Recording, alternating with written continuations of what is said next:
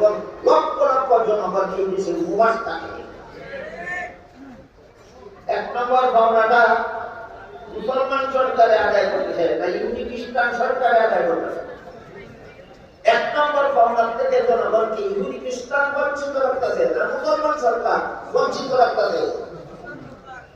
খালি ভাষণের মাঠে দাঁড়াইয়া অবস্থাটা কি দাঁড়া বলছি জাতি লাগতো না কিনা কিলা লাগিয়ে খেলা। এই জন্য হযরত উমর ফারুক রাদিয়াল্লাহু আনহু খলিফা মনোনীত হয়ে বেরিয়ে গেলেন। আমার দেশের জনগণ খাদ্য ঠিক মতো পাইল কিনা তদন্ত করেন। আর এক নম্বরের ভাবনা জনগণের উমরের ঘটনা বুঝানোর জন্য আপনাদেরকে এত করি দেনা ভাবনার এই কি তাদের জানা নাই। এরা উমরের ঘটনাটা একটা কিংবদন্তি গল্প মনে করে।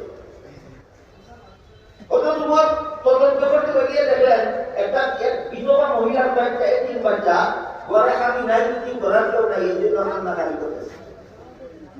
খলিফা ওমর গোলামকে সাথে নিয়ে সরকারি খাদ্য গোলামে ঢুকলেন।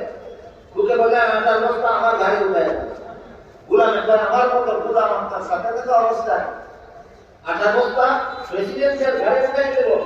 খলিফা ওমর বলেন এই গোলাম কাল হাসরের মাঠে আল্লাহ যখন জিজ্ঞেস করবেন যেই দেশের শাসনকর্তা ওমর ছিল সেই দেশে একটা বিধবা মহিলা এবং তার একটা এতিম বাচ্চা এক পাত্রে না খাইয়া ঘুমাইছিল কেন জবাব দিবে।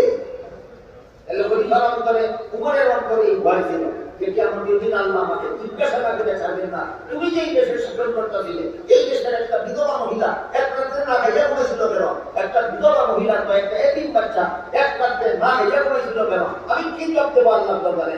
এই ভয় খলিফা ওমরের অন্তরে ছিল।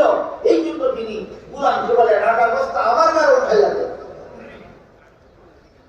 গোলাম খলিফা এত বড় কঠিন প্রশ্নের জবাব তো আমি দিতে পারবো। খলিফা ওমর বলেন তাইলে বোঝা গেল দায়িত্বটা তোর না, আমার দায়িত্ব আমাকে পালন করতে দে। গোলাম বাধ্য হইয়া আটার বস্তা খলিফা ওমরের গায়ে উঠাইয়া দিল। খলিফা ওমর গায়ে বহাত দিয়া এই বিধবা মহিলার বাড়িতে নিয়া রুটি তৈরি করাইয়া রুটি শেখাইয়া বাচ্চাদেরকে খাওয়াইয়া এদের মুখে হাসি ফুটাইয়া বলে গেলেন আগামীকাল অফিস থেকে খলিফা ওমরের অফিসে দেখা ছিল। পরের দিন সকালবেলা এই বিধবা মহিলা ওই খলিফা ওমরের দরবারে গিয়ে যখন দেখা করলো খলিফা ওমর খাদ্যমন্ত্রীকে বলে দিলেন যতদিন পর্যন্ত এই পরিবারে উপার্জন করার মতো কোনো সদস্য ব্যক্তি না হয় ততদিন পর্যন্ত সরকারি খাদ্য বিতরণ থেকে এদের পেটের খিদানি বড় উন্নতি খাদ্য বাধা বন্ধ করে দেওয়া যা সরকারের জনগণের এক নম্বরের পাওনা। আপনারা দেশের সরকার, আপনারা দেশের লক্ষ লক্ষ অভিবাসী